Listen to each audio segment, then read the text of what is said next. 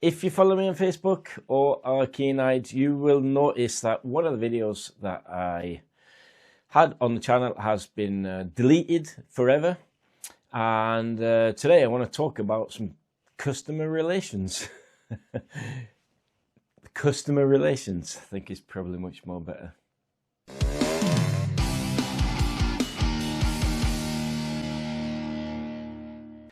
When you buy custom, bespoke, handmade products for your classic scooter or motorcycle, you sort of expect that you're going to get some kind of guarantee on these things. And what I'm talking about now is my RT Fabrications, what they called really, RT Welding and Fabrications petrol tanks. Now the story is this: I received my sledgehammer, the 333, and because the carb is in a different position, I needed a new specially made petrol tank. Now, Cost Performance, they have the large range petrol tank, which is the type that you take away your toolbox, and I didn't fancy doing that. And with a stroke of luck, or it seems now not much luck, I ended up choosing to buy a RT Welding and Fabrication petrol tank. And the one that I got for my sledgehammer was the first one that has ever been fit in a Series 1, and the first one that had the carb cut out in a different position for the sledgehammer. One of the reasons why I chose the RT Welding and Fabrications tank is the fact that it was exactly what I needed. There wasn't any other tanks on the market that weren't long-range tanks. I choose the mid-range tank, as you know, I like that best. And all the marketing and everything around these tanks were the typical scooterist who makes things for scooters by scooterists for scooterists. And for me, that sounds like enthusiast shop. But what it is really is RT Welding and Fabrication is a proper welding facility where they make all sorts of stuff. I've seen them make tanks for other things.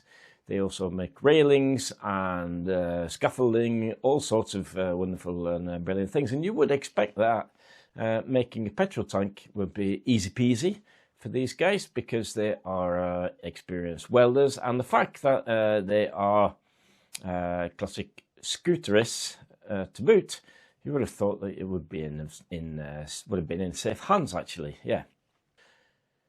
I paid my money, as I do with all the products on the channel. That's why I don't have many videos where it says paid promotion, because very few things that get into my hands are given to me. I've got about a few things now and then. I will mention that if I get stuff for free, which I do like.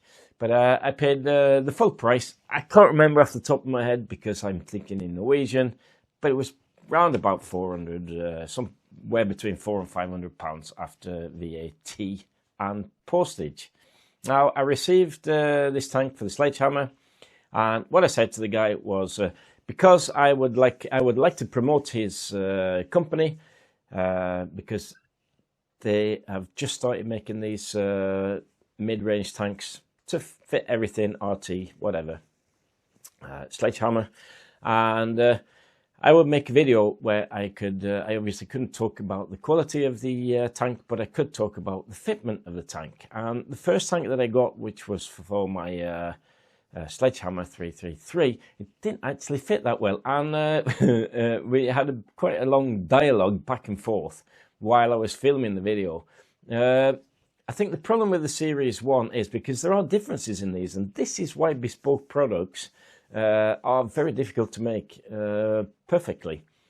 The Series 1, slightly less room to maneuver mid-range tank in, and I've had that problem before in the same frame, because I have made a video where I actually hit a tank with a hammer to get it to fit. But it wasn't that drastic on this one.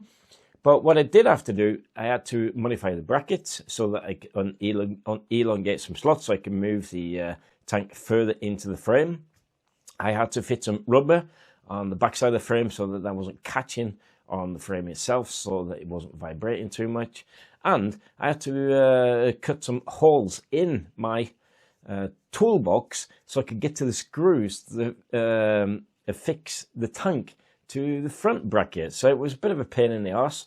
And what I said to RT Fabrication was, I'll tell you what, if you send me, because I really like the look of these tanks, they look great. And they've got their own like cap on the top and stuff like that. I really like the thought that's gone into them. The fact that he has never seen a Sledgehammer 333 engine before, and the cutout was absolutely perfect in my car, but I had no issues with that part of the side of the thing. So what I thought I'd do, I'd give him another chance.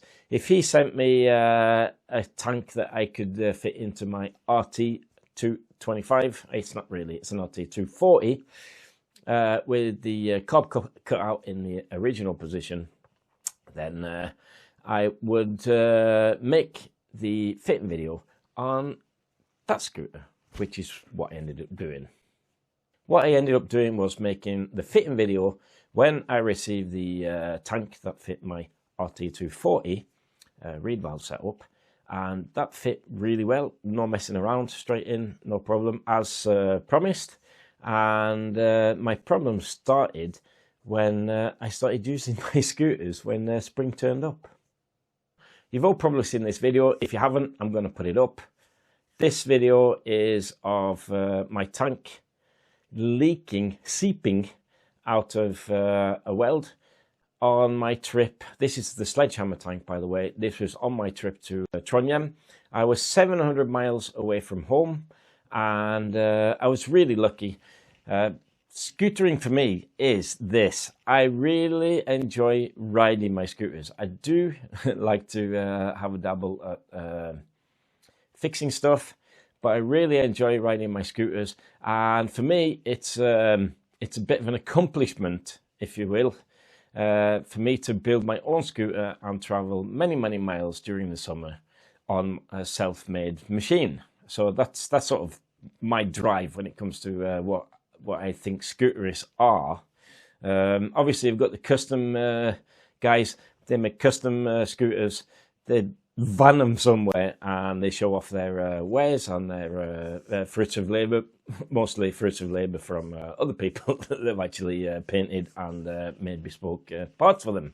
But anyway, I digress. So that is the reason why I'm mentioning that is that when I got to Uppdal, I had been riding for 14 hours, went to bed, met some guys from Røvik, went to bed, got up in the morning and my tank had leaked, and I was really, really lucky. Uppdal is a tiny, tiny village. I think there's something like 4,000 or 5,000 live there, but there's lots of farmers. And I found a mechanical workshop up in the mountains there, who could actually weld aluminium. So some guys from Røvik, they were waiting for me because I was going to ride with those from Uppdal to Trondheim, which is just like a 100-mile jaunt, which is nothing compared to the 700 miles I'd done the day before. And I took the tank out in the morning, bit of panic, took the tank out, took it up to the welders. They sorted out, welded it for me, put the tank back in, filled up petrol, and I rode to the rally in Trondheim. Everything good. At the rally in Trondheim, we did a really long ride out, still no leaks, nothing, so I was really happy with that. And when the time came to ride home again, I decided to ride with my friend Peder. He saved me, really saved my skin on the way back. Because the thing is, when you're traveling far distances on scooters, and the guys who have ridden in Norway from the UK, who have needed to recover their scooter here, will understand what such a massive undertaking and very expensive it is to get your machine recovered in Norway. Because of the mountains, the prices are extortionate. instead of paying like thousands of pounds to get my bike, my scooter, whatever it is, back down to home, I would prefer to fix it on the go if possible, so they could ride the scooter home and rectify the problem once I've got home. That's my thought of what a proper scooterist is. Anyway, I digress. On the way home, what happens is the tank leaks again, and this time it leaks properly. I'll throw up a video here.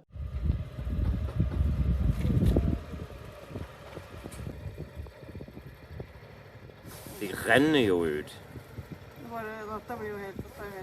As you can see, it's completely empty and it is contents out on my really hot engine. I'd ridden 200 kilometers when this happened, and I was just so lucky because the crew that I decided to ride together with down to a place called Gjøvik, I was going to do, I wanted to do the whole journey in one go, but I wanted to do it a bit alone. But when you get the opportunity to ride with others that you know are quite fast riders, I joined those, and I'm so lucky that I did, because they had a follow van, and what we ended up doing is they picked me up, paid them a little bit of money for petrol. We rode a while, and then one of the other scooters broke down, so they ended up throwing another classic scooter in there. I ended up riding the GTS down to Gjøvik, which is very nice. Thank you very much for lending me that. And Peter, who at the time I didn't really know, he offered to let me sleep at his place, and his son picked me up early in the morning after he'd gone to work, Pedro, and we went to a welding place and I got it fixed again, and I was merrily on my way the last 500 kilometers, which is what, 400 miles, back home again, and I was really pleased that I'd made my journey. So full disclosure here, the second tank that I bought for my RT 240, I got that a little bit cheaper, or actually I got it for his cost, which was, I think it was like £150, and I paid VAT and customs when that came over. Now, I met some guys after the episode where I was in Trondheim and back. Another big ride that I wanted to do and really enjoyed was meeting up with some guys who were riding their scooters all the way from the UK through Denmark, and up to North Cape in northern Norway. And my idea was that I would meet them at the ferry terminal here in Kristiansand, southern Norway, and we would let them use our workshop facilities if they needed to fix something, and then we would carry on our journey. I would join them to a place called Lysefjorden, beautiful place. Maybe I'll put some footage up of that, but you should have seen it. If you're not seen it, see that. And so we had a brilliant weekend, and on the way home, the RT 225 tank, that started leaking, and I'll put some footage up of that one.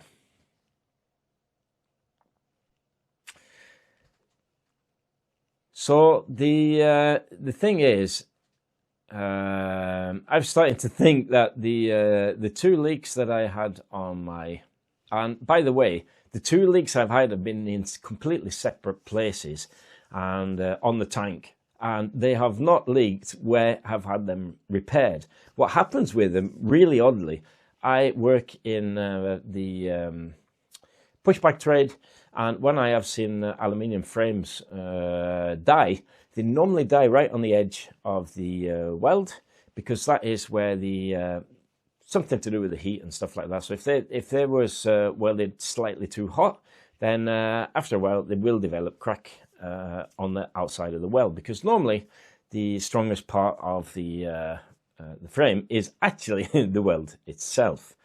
But in this case, on all the splits that I've got on my RT tanks, which now total 3 on the sledgehammer tank and 1 on the RT Fabrications tank, the RT 240 tank.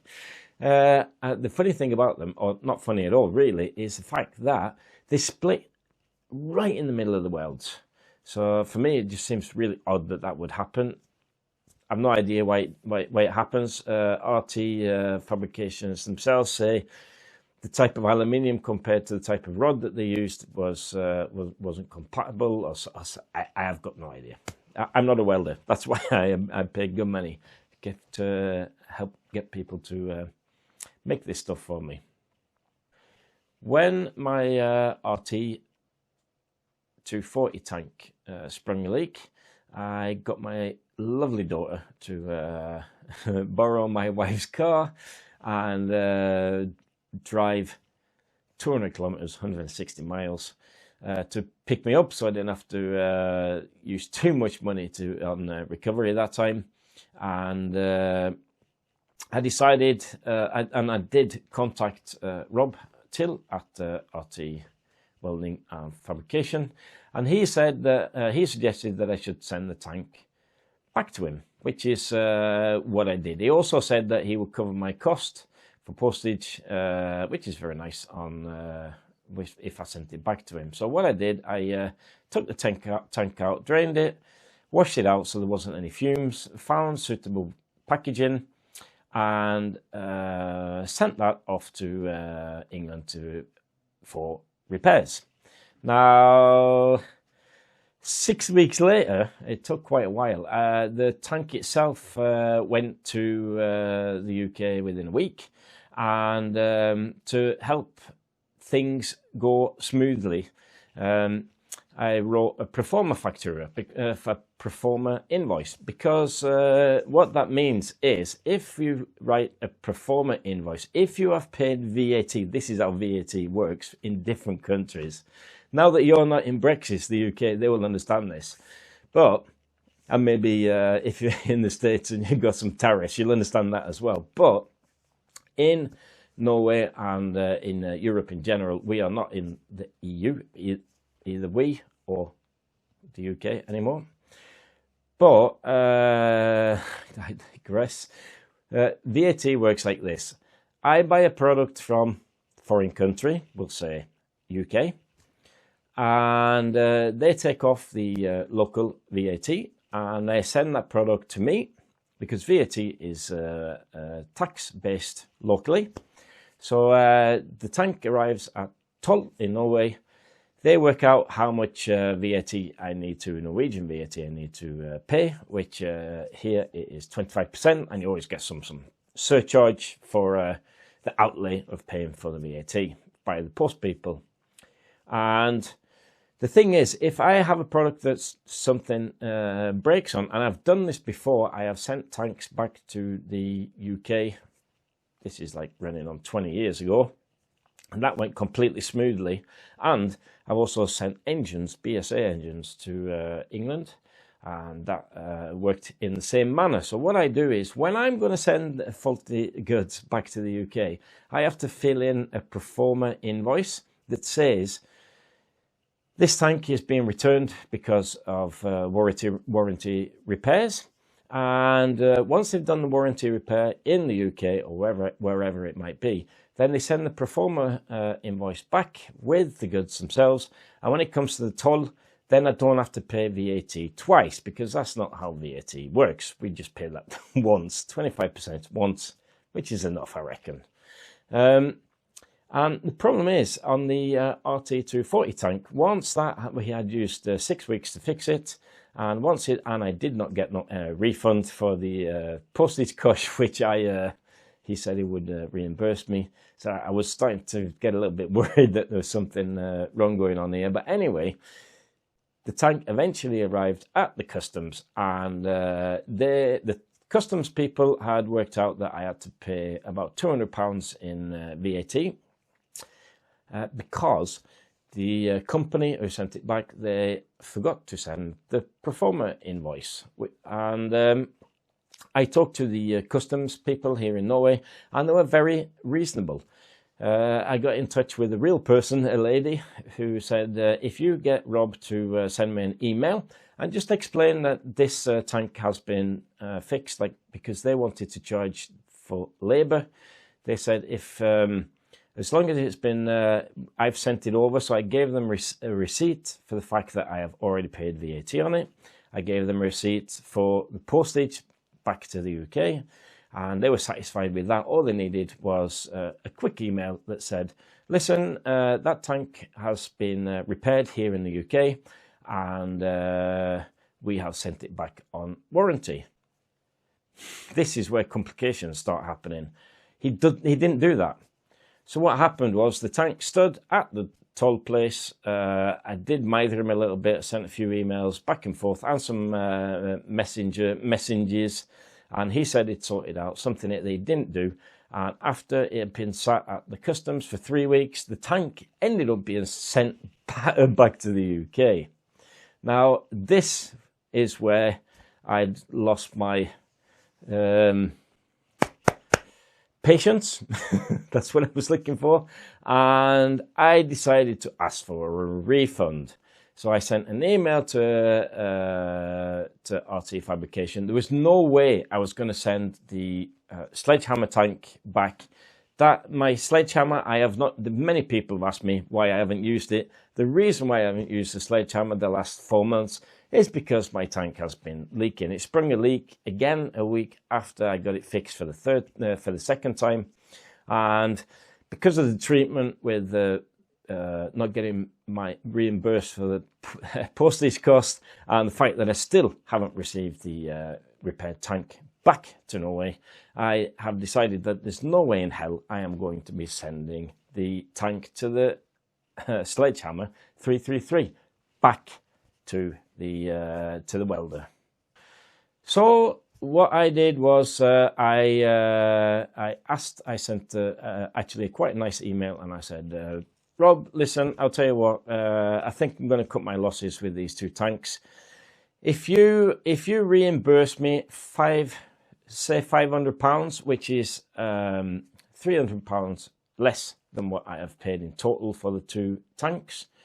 I've paid about 770, I think, so it's a small lie. It's yeah, but anyway, and I said I think I can live with 500, and that's me. I lost the 300 quid, and I'm happy with that actually, and that means that I could buy and order and buy a new tank so they can get my Sledgehammer back up and running. The RT is up and running because I've used the old Asian tank that I had. Luckily, didn't sell it, so that is back in Turid, my Series 2.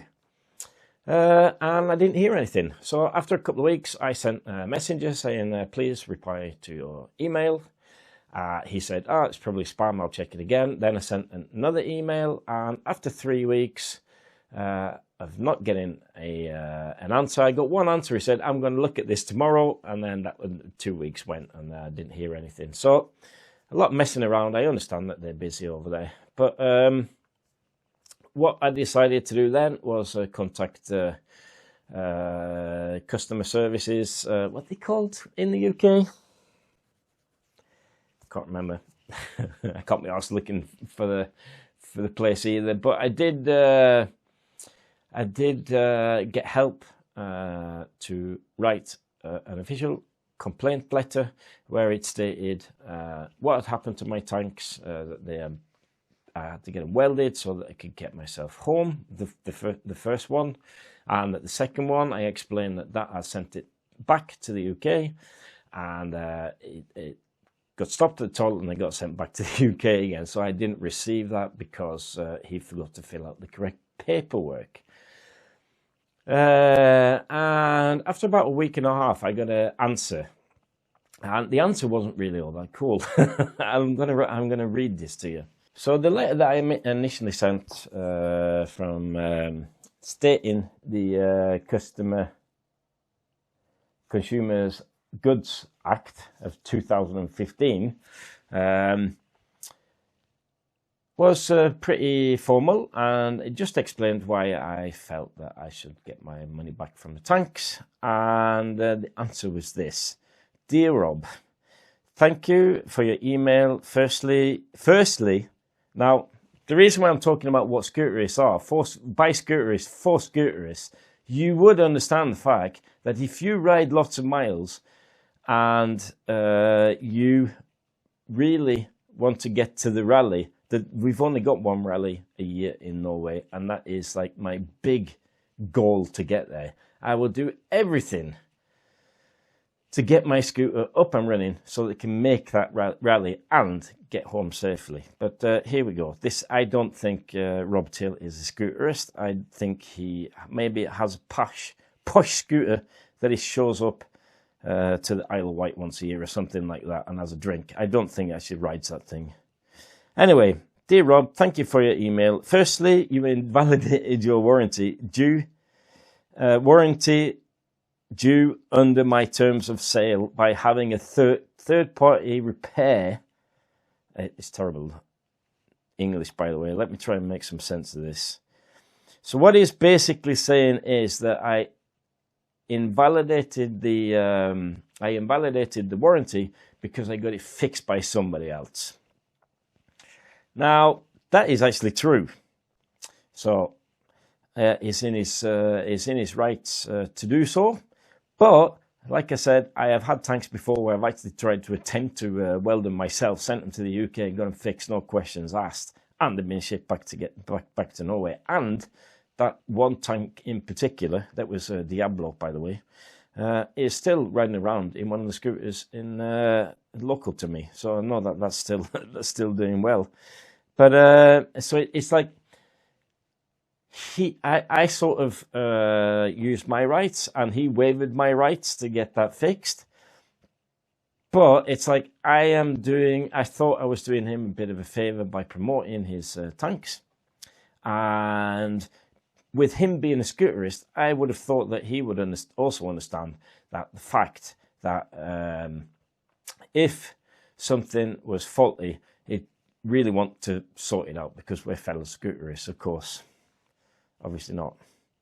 Anyway, so that's what he said. He said that I invalidated the warranty on the 333 tank because it got a third-party repair. That's fair enough. And he ends up saying, finally, you can see here, this is on the second tank. He says here that you have constantly mentioned VAT. Yes, I have.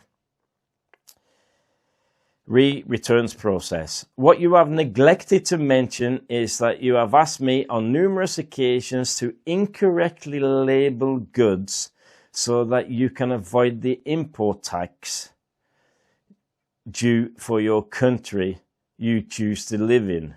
I am not breaking any laws so that you can evade taxes. And he also says, finally, tank 2, I have offered to inspect and repay, but I have still not received the item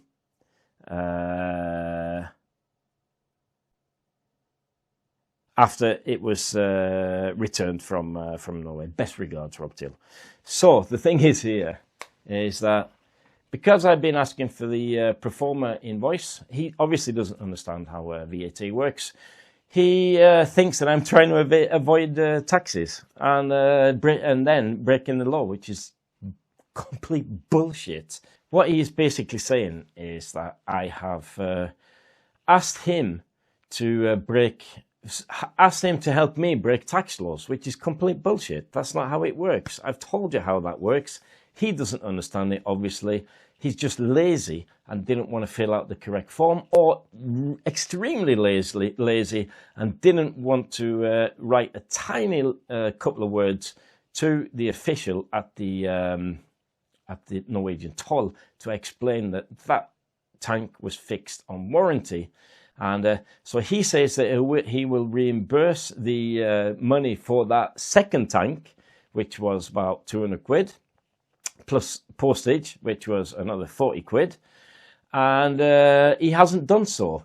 And what is in his defense now, he is saying that he hasn't received it, but he is the sender, so he is the one responsible for that package, and he doesn't understand that either. What I think it is just a lot of bullshit where he is just trying to avoid his responsibilities, and I've simply just lost £800. I'm going to have to order a new tank and carry on as if nothing else has happened.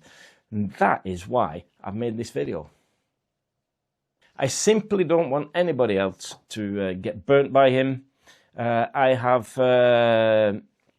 One of the reasons why I posted on Facebook was that quite a few people have ordered tanks because of my fitting review video, and I have got several videos of people's tanks that are leaking in exactly the same way that mine did. So he obviously can't weld tanks that well, and I just really want you guys to avoid the problems that I have had.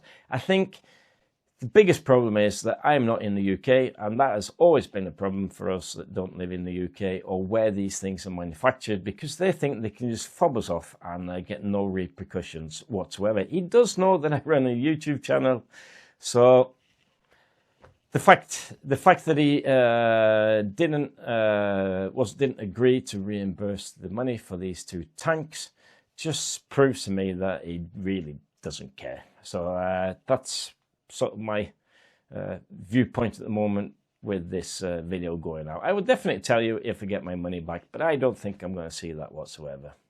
So I do want to end the video on a good note, because this doesn't mean that all bespoke parts makers act the same way, even though I'm in Norway and not in the EU or in the UK, where most of these bespoke parts are made.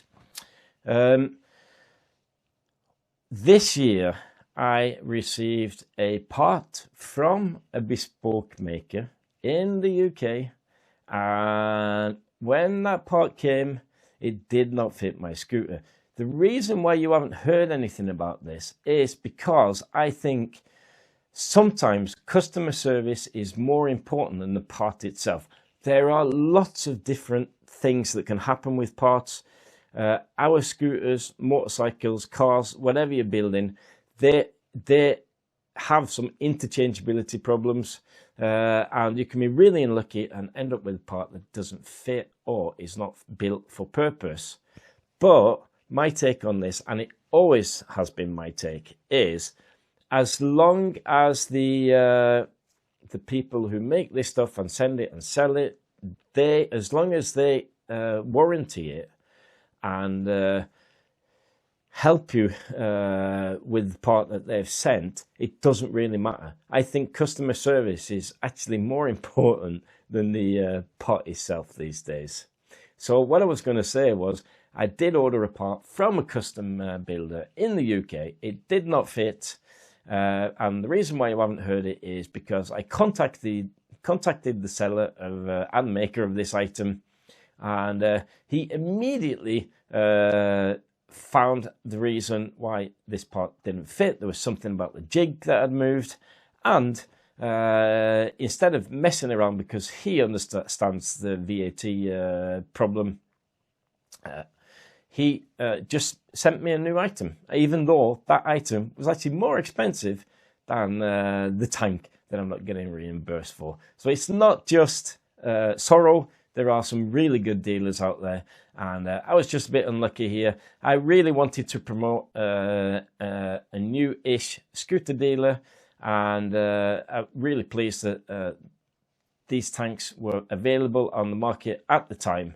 But I have ordered a tank from another company which has got a better reputation than the one that I'm talking about now, and I'll talk about that in one of the next videos.